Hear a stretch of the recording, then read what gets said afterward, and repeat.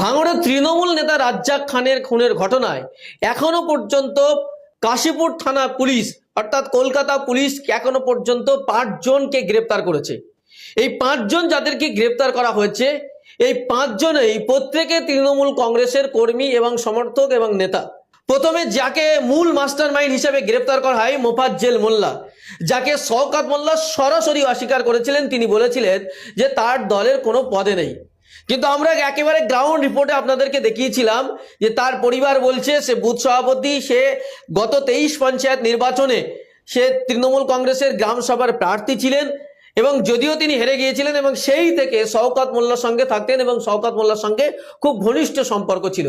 এবং একাধিক ছবি প্রতিটি মঞ্চের ক্ষেত্রে প্রতিটি জায়গার ক্ষেত্রে একেবারে শওকত মোল্লার পাশাপাশি তাকে দেখা গেছে বিভিন্নভাবে। সেই মোফাজ্জেল মোল্লা সহ আরও পরের দিন আরও 3 জনকে গ্রেপ্তার করা হয়। সেই আরও 3 জনের মধ্যে অন্যতম যিনি ছিলেন আজহার উদ্দিন, যে আজহার উদ্দিন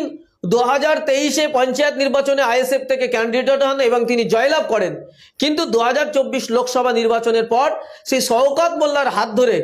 আসমা খাতুন এবং এই যে আজহার উদ্দিন দুজনেই তারা তৃণমূল কংগ্রেসে যোগদান করে এবং তারপর থেকেই শওকত মোল্লার সঙ্গে তার ঘনিষ্ঠতা বারবার দেখা যায়। সেই আজহার উদ্দিন সহ আরও একজন গ্রেপ্তার হন যে রাজু মোল্লা নামে, যে একসময় বিজেপি কর্মী ছিল। বিজেপি থেকে সে তৃণমূল কংগ্রেস এখন করছে, সেই তৃণমূল কংগ্রেসের সমর্থক এবং সেই রাজু মোল্লা তিনিও কিন্তু গ্রেপ্তার হয়েছেন। এছাড়াও জাহান আলী মোল্লা তিনি কিন্তু গ্রেপ্তার হয়েছেন এবং এই ঘটনায় আমরা সর্বশেষ যাকে গ্রেপ্তার হতে দেখেছি গতকাল রাতে রফিকুল খানকে গ্রেপ্তার করেছে, যে রফিকুল খান হচ্ছে রাজ্জাক খানের একেবারে তার পড়শি, তার বাড়ির পাশেই তার বাড়ি। সেই রাজ্জাক খান কিন্তু এই ঘটনায় 5ম অভিযুক্ত হিসাবে গ্রেপ্তার হয়েছেন। অর্থাৎ এই যে রাজ্জাক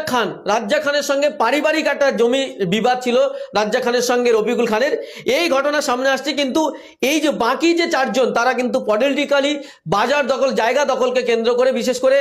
কয়েকদিন আগে যে ভাঙড় বিজয়গঞ্জ বাজার যে কমিটি, সেই কমিটির অন্যতম হোতা হয়েছিলেন রাজ্জাক খান এবং সেইটা তাদের রাজনৈতিক শত্রুতা ছিল এবং বিভিন্ন মহল থেকে যে শত্রু উঠে এসেছে সেখানে জমি দখল, জায়গা দখলের যেমন লড়াই রয়েছে, তারপরে ভাঙড় যে নতুন ব্রিজ, ভাঙড় বিজয়গঞ্জ বাজার থেকে এপার থেকে ওপারে যাবার যে